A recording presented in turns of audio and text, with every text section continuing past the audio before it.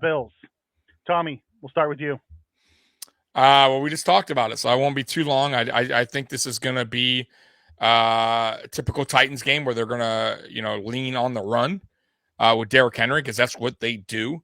I think the Buffalo Bills improved D line will limit Derrick Henry and force Ryan Tannehill to throw a little bit more than he wants to, or the Titans want him to. And we get some takeaways because of that. I think we rush our four like we've been doing. I think we get home a few times. I think there's going to be turnovers, and I don't think this game's going to be close. I really don't.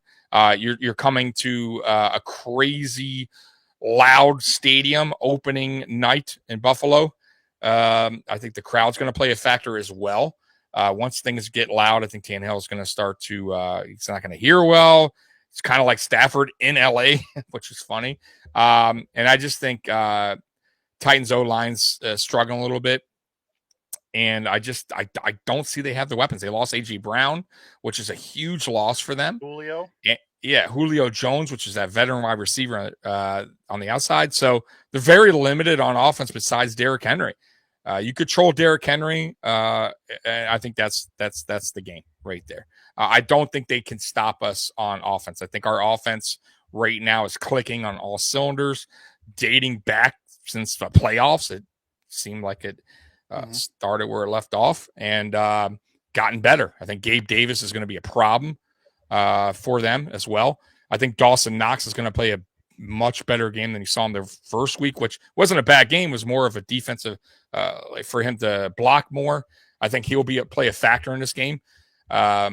And I think Devin Singletary will also play a factor in this game as well. And I think this game's not close. Okay. Chat, give us your score predictions. Let us know what you think as we go through ours. Let's hear it. Tommy, Let's hear it. I'm gonna start with you, buddy. What's your score prediction for this week? Okay. I think 41-10. 41-10.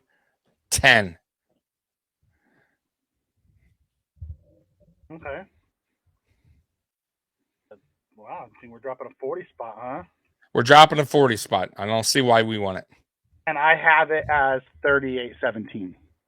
All right, I like it. Okay, so we got some scores that came in here. Chewy comes in to 27-14. Okay. I like it. DG comes in and says 38-17. All right. These are all butt whip. These are all butt whipping. So Tim, he's 37-17. I see a lot. I see 17s. They very agree with you. 17. Well, Y-Town comes in and says, "Does James Cook get inactive on Monday night?" And then he has it 33-13. Okay. Tommy's right. It's going to really depend on what happens with our defensive line. If we lose Oliver and we lose Settle, there's a chance that one of those guys gets inactive, just so we can have more rotation guys and as a call-ups from the practice squad. We already called up Braden Bryant. We might call up Prince Emili or one of the other guys that comes up, CJ Brewer or something like that, and we might need that spot.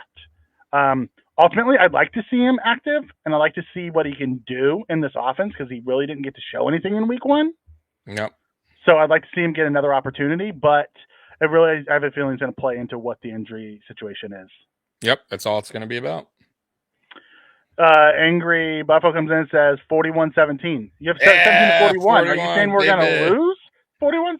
Hey, whoa. No, there's no way. I'm just kidding. He's not that angry. It's away home, so I get it. Going through here.